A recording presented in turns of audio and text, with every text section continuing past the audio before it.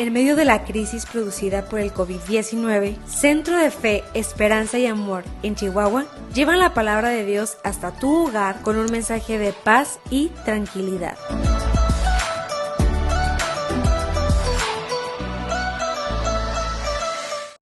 ¿Qué tal, amigos? Les saludamos con mucho gusto una vez más desde la hermosa ciudad de Chihuahua capital, en el estado más grande de la República Mexicana.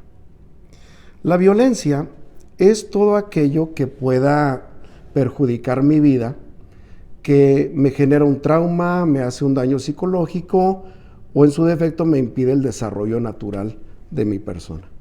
La Organización Mundial de la Salud ha clasificado la violencia en algunos puntos elementales. Por ejemplo, existe la violencia o el maltrato infantil, la violencia física, la violencia psicológica o emocional, que van de la mano, la violencia doméstica o mejor conocida como la violencia intrafamiliar. También existe otra violencia registrada o clasificada, como la violencia en comunidades, porque usted sabe que hay grupos que en ciertas comunidades persiguen inclusive a otros grupos de su misma población, así puede ser una etnia. También la violencia está clasificada como violencia en las calles o violencia también en lugares públicos. Usted quiere ir a jugar un poco de básquetbol tal vez en unas canchas públicas y se encuentra que allí hay un alto índice de personas que hacen vandalismo o de personas que se drogan o tal vez personas que asaltan. Por lo tanto, allí se considera una violencia en espacios públicos. Pero aparte de estas que son muy comunes, hay una que merece una mención muy aparte, una mención especial, y esta es la violencia estructural. ¿Cuál es la violencia estructural? Bueno, esta es aquella que va más allá del tejido social. Por ejemplo, cuando en un país vemos que hay una crisis económica y que hay restricciones en cuanto a la expresión que el ciudadano pueda tener, a eso se le llama violencia estructural. ¿Cuál es la razón? Pues porque están todos viviendo la misma situación, pero nadie puede hacer nada o nadie puede hacer mucho porque pues todos están padeciendo la misma situación desde altos niveles. Eso es que está por arriba del tejido social. Pues el asunto del COVID-19 bien lo podemos catalogar también como una violencia estructural, porque se está generando desde arriba, y no me refiero a las esferas de gobierno, sino me refiero a que es una pandemia, que es un virus, pero que está generando en la gran cantidad de la población problemas que son de tipo psicológico, problemas de ansiedad, problemas de un sofocamiento que empiezan a sentir por la angustia que hay en sus vidas. Algunos han llegado a crisis de pánico en nuestros días, y las consecuencias de esta violencia, repito, estructural, generada por un virus, hago la aclaración, pues las consecuencias han sido muy marcadas, porque mi esposa y yo hemos tenido que atender junto con un equipo de profesionistas los últimos días a muchas personas que se han comunicado vía telefónica y también a través de las redes sociales, donde están manifestando las consecuencias de la angustia y de la ansiedad producida por una violencia estructural de origen del COVID-19. ¿Cuáles son algunas de las consecuencias que hemos tenido que atender? Pues hay personas que han hablado, fíjese bien lo que voy a mencionar. Se comunicó una persona y dijo: mire, estoy tan ansiosa, estoy tan desesperada que me he estado arrancando las pestañas y no me había dado cuenta. Otra persona decía que estaba tomando su cabello, que hacía una especie de ruedita, dice, con los mismos dedos y jalaba el cabello. Otra persona textualmente dijo: me estoy volviendo loca en esta situación. Entonces las consecuencias que se están viendo ahorita de veras son de cuidado. La pregunta sería, yo como persona individual o tal vez en conjunto con algunos vecinos o compañeros de trabajo más, ¿podemos hacer algo para detener la violencia estructural? No, no podemos, porque esto es un asunto a nivel mundial y es un asunto de cuidado, y no podemos, por mucho que queramos, el quitar esto, el frenarlo. Podemos ayudar a que no se propague mucho, pero erradicarlo nosotros como personas no es posible. Lo que sí podemos hacer es cancelar, inhibir o hasta erradicar las consecuencias que se están viendo. Es decir, la angustia, la ansiedad, la tristeza, la posible depresión, las crisis de ansiedad o de pánico, esas sí las podemos trabajar. Eso sí está en nuestra competencia. Y por eso quiero hablar un poquito acerca de eso. Muy bien, la pregunta sería, ¿cómo puedo entonces reducir los niveles de ansiedad o de angustia? Y no solo reducirlos, hasta erradicarlos y también ayudar a los otros miembros de mi familia a lograr esto. Bueno, es importante entender que en este tipo de contingencias o de crisis tenemos que buscar salidas, desahogos o refugios de lo que estamos viviendo. Y yo le voy a mencionar 4 muy básicos que si los ponemos en práctica nos van a ayudar sin duda. Y el primero de ellos es refugiarme en Dios. Es la primera salida, es el primer escape. Necesito refugiarme en Dios. Porque debemos saber que hay situaciones como la que estamos viviendo, situaciones que no pedimos, que no provocamos, pero que están allí y que hay que enfrentar. E inclusive son situaciones que tienen que ver con el asunto de la salud y de la vida. Pues fíjense que en tiempo antiguo, Dios dice en su palabra a través del libro de Josué, que cuando alguien viviera alguna situación adversa, muy difícil, en la cual no pidió ni provocó, pero que está en peligro, inclusive la vida, dice Dios, yo les voy a dejar un refugio, una salida para ello. Y a eso se le llamó en aquellos tiempos las ciudades de refugio. Y de eso vamos a hablar un poquito. Una ciudad de refugio es cuando alguien cometía de manera accidental la muerte de alguien. Esto es, yéndonos al asunto drástico, estaba tal vez alguien cortando leña y de repente por accidente el filo del hacha golpeó con alguien o el árbol cayó sobre otra persona y falleció. Los familiares de la persona fallecida tenían el derecho de ir a vengar la sangre o la muerte de la persona. Pero aquella persona que había estado involucrada en el accidente, repito, que no provocó de manera directa, ni tampoco lo pidió, sino que pues son cosas que suceden en la vida. Entonces esta persona decía, oye, yo no lo hice con la intención de hacer un daño, fue un accidente. Pero el familiar vengador de la sangre decía, no, yo tengo derecho a quitarte la vida. Así que este hombre que vivió esta situación lamentable, lo que tenía que hacer era salir corriendo rápido a una ciudad de refugio para poder tener un escape y guardar su vida. Vamos a ponerlo en términos contemporáneos. Usted va conduciendo de una manera precavida, respetando límites de velocidad, pero de repente un niño anda jugando, sus padres están por allí desprevenidos, sale la pelota hacia la calle, el niño sale corriendo y usted sin quererlo lo atropella. Y las consecuencias de eso son que vienen los padres molestos y quieren agredir y todo aquello. Imagínense qué situación tan difícil. Bueno, cuando estos casos sucedían, dice Dios, tú tienes que correr a una ciudad de refugio. Y es algo como lo que estamos viviendo. No pedimos una infección, no pedimos una pandemia, no provocamos una crisis mundial como la que estamos viviendo. Y también este tipo de virus está reclamando la vida de algunos que tampoco pedimos. Y entonces es aquí donde Dios dice, ¿sabes qué? Necesitas un escape, necesitas un refugio, necesitas correr primero a una ciudad de refugio. Las ciudades de refugio estaban distribuidas de tal manera que todos tenían acceso a ellas. Las ciudades de refugio tenían caminos fáciles para que cualquiera pudiera llegar sin andar preguntando cómo le hago, dónde llego, me perdí. No, el camino era muy sencillo para llegar a ciudades de refugio que estaban muy cercanas a todos. También tenían otra característica. Al llegar ofrecían una protección porque fueron catalogadas o clasificadas así como una ciudad de refugio. Entonces la gente llegaba y se presentaba delante de unas personas de alto nivel en el sentido de comprender, de entender, de influencia en la ciudad, llamadas los ancianos. Llegaba entonces la persona con los ancianos, les decía, mira, hubo un accidente, está en riesgo mi vida, vengo a refugiarme en tanto se hace un juicio justo y pues yo puedo salir libre con mi vida adelante.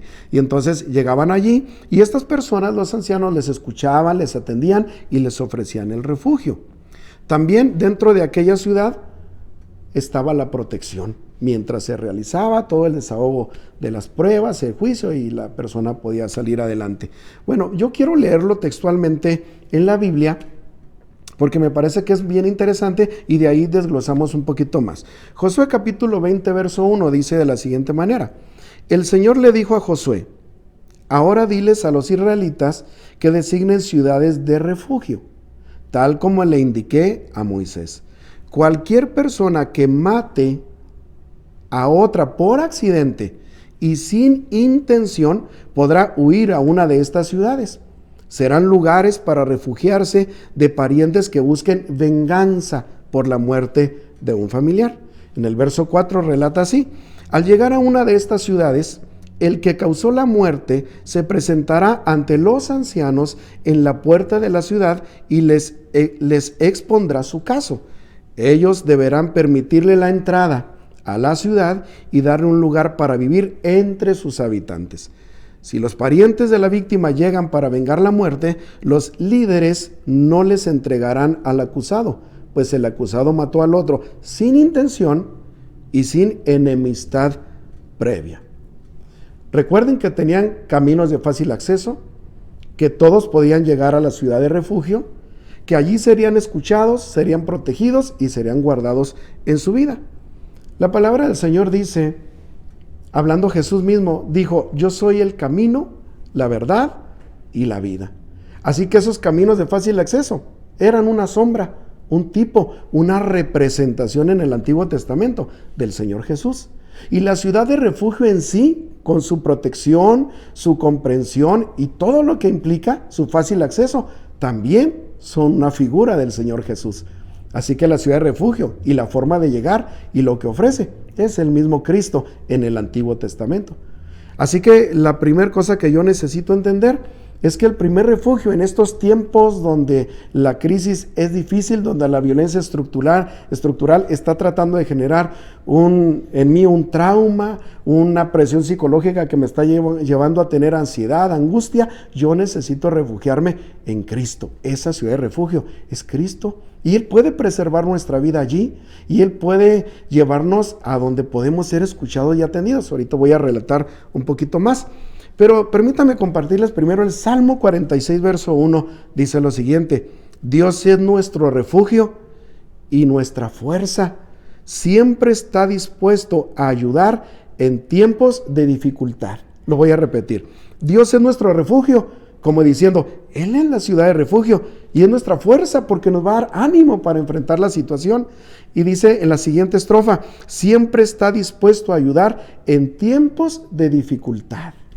Corramos a Jesús, vayamos a Él en oración, en lectura, con un corazón bien abierto con lo que estamos padeciendo, y Él será un refugio, una salida en este tiempo difícil. Salida o escape número 2. ¿Qué debemos hacer? Bueno, decía el texto que leímos que al llegar a la ciudad de refugio íbamos a hablar con los ancianos, íbamos a exponer nuestra causa y Dios a través de ellos nos daría una palabra de confort. Es muy importante que en estos tiempos donde se siente angustia, ansiedad, desesperación, hasta algún tipo de crisis ya en las primeras etapas, que nosotros nos rodeemos de buenos amigos, esos ancianos que escuchan, que comprenden, que protegen hasta cierto punto, representan los buenos amigos. No todos son amigos, muchos son conocidos, otros son compañeros de trabajo, otros son hasta familiares, pero no todos son amigos. Proverbios capítulo 17, verso 7 dice de la siguiente manera: en todo tiempo ama el amigo. Yo añadiría, en tiempo de crisis como estas, hay amigos que nos aman. Y es como un hermano en tiempo de angustia.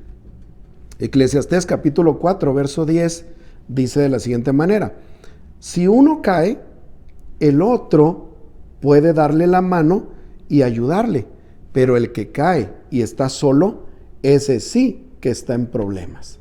A veces nos guardamos toda la problemática porque no queremos que nadie se entere cómo nos sentimos, que nadie sepa que estamos tal vez desesperados, a veces queremos guardar apariencias, a veces tal vez no hemos podido cultivar una buena amistad.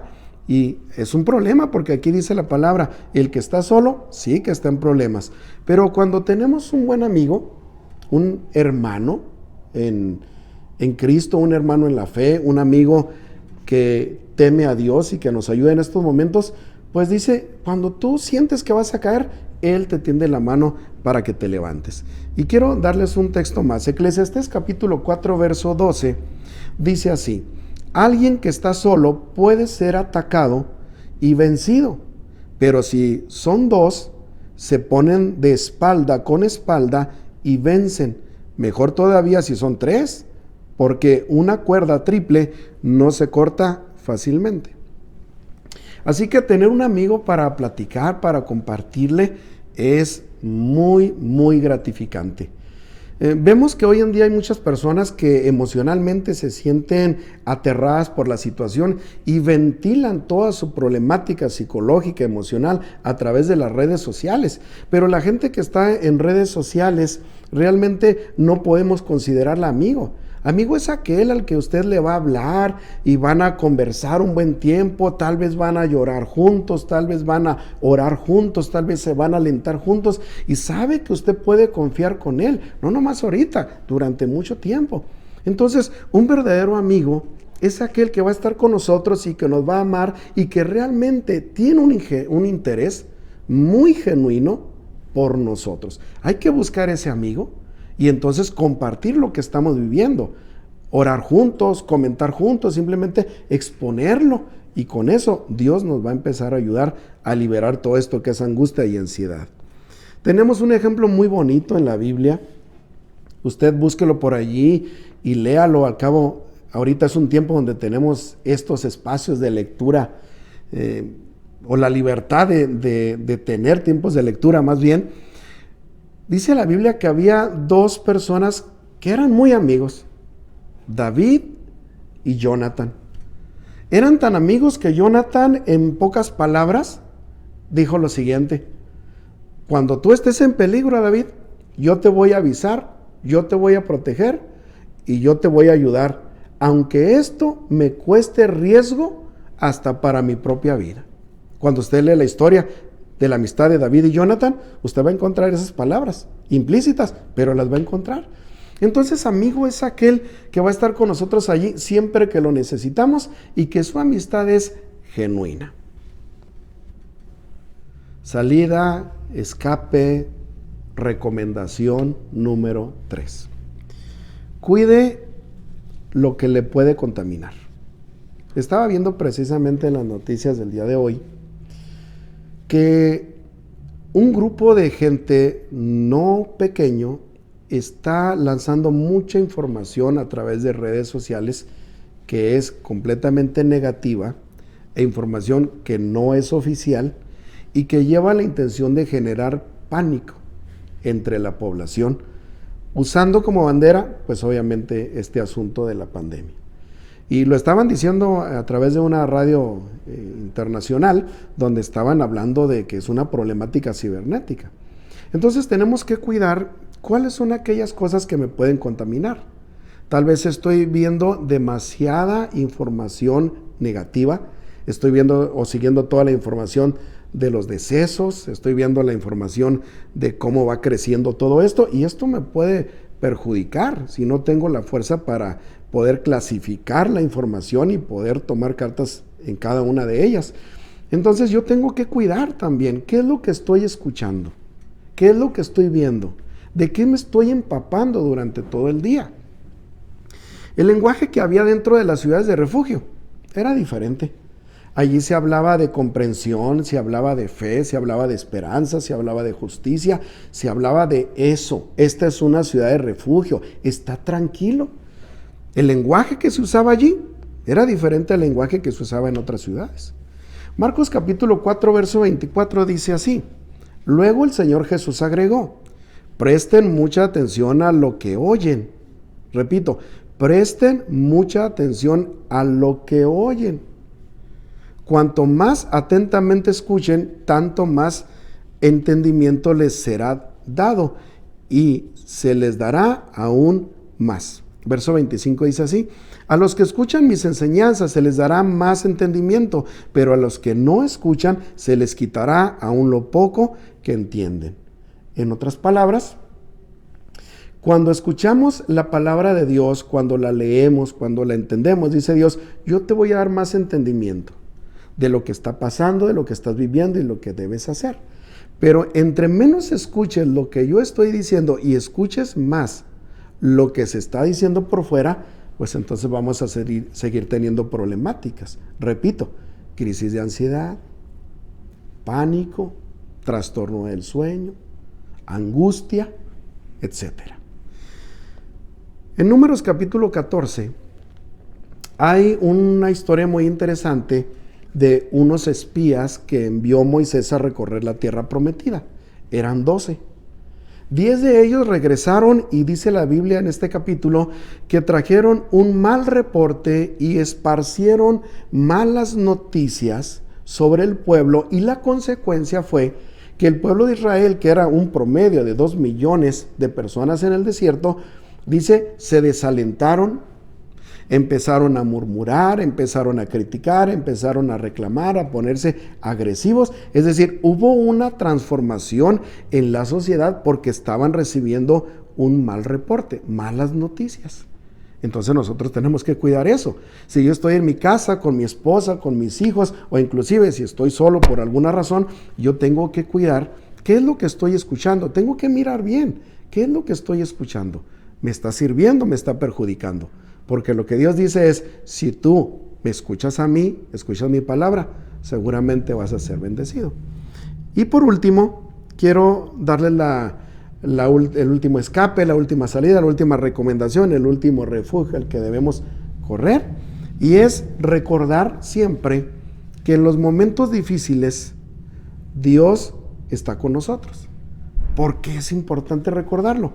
Porque dice la palabra, Dios es quien produce en nosotros tanto el querer como el hacer por su buena voluntad. En otras palabras, la motivación correcta para una buena actitud en la vida viene de Dios. Déjame le comparto algo. Hay un texto muy, muy común que la mayoría de la gente lo sabemos de memoria, Filipenses capítulo 4, verso 13. Dice, todo lo puedo en Cristo que me fortalece.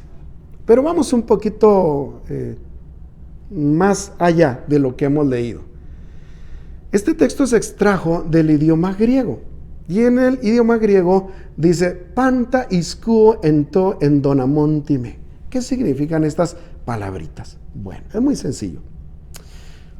Para todo, de ahí viene de la palabra panta, que es lo primero que inicia el versículo. Para todo, tengo recursos, tengo capacidades por medio de aquel que produce la fuerza, la motivación, la energía dentro de mí. En otras palabras, en cualquier situación, el que me da la fuerza y la energía y la motivación es Cristo, es Él quien lo produce. Ahora, déjenme les hago un ejemplo práctico de esto.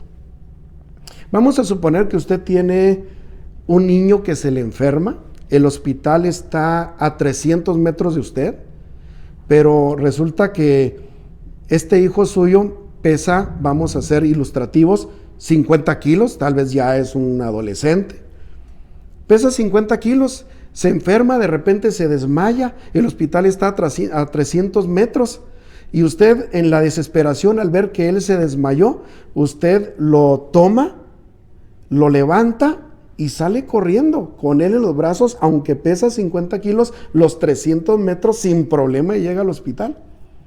Pero si usted tuviera un saco de cemento, un saco de yeso de 50 kilos, y a usted le dicen, levántelo y llévelo 300 metros, usted sufre, pero cantidad, y no sabemos cuánto tiempo se tarda en llegar allá. ¿Cuál fue la diferencia? La motivación. ¿Cuál fue la diferencia?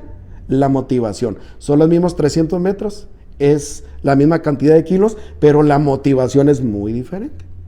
Entonces nosotros tenemos recursos para sacar en momentos difíciles, recursos que podemos sacar para no sentirnos angustiados, para no entrar en crisis de pánico, para no sentir aquella angustia que me puede llevar a una depresión, a una desesperación, a quitarme las pestañas, a arrancarme el cabello. No, hay recursos dentro de nosotros, pero hace falta la motivación, y esa motivación correcta para enfrentar la situación es la motivación que Dios nos da.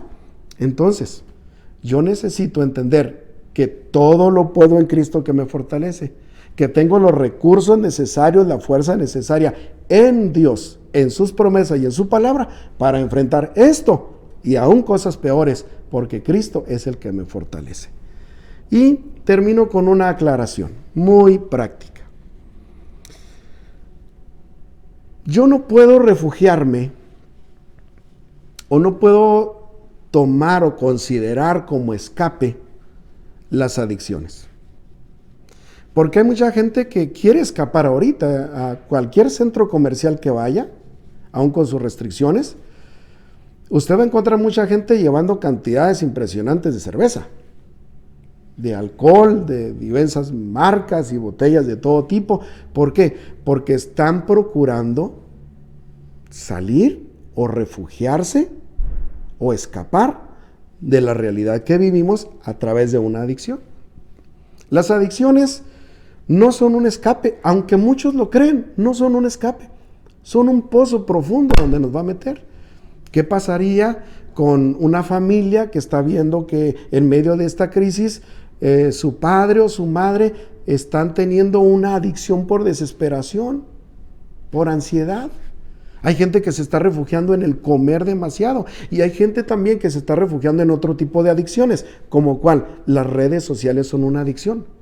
De hecho, allá en Italia ya existían clínicas para las adicciones a las redes sociales. ¿Hay que estar informados? Sí. ¿Hay que estar comunicados? Sí, pero no puedo hacer de una herramienta una adicción. Lo que tengo que hacer es buscar las salidas correctas. Y entonces, con estas palabras, yo quiero dejarles de nuevo el recordatorio de cuáles son los 4 puntos elementales para salir de la ansiedad, para salir de la angustia o de los inicios de alguna crisis. Número 1, refugiarme en Dios, porque es una ciudad de refugio. Número 2, Dios nos ha dado amigos, hay que buscarlos, y qué mejor amigo también que Cristo Jesús. Y número 3, cuide lo que usted está escuchando y viendo continuamente para que no se contamine.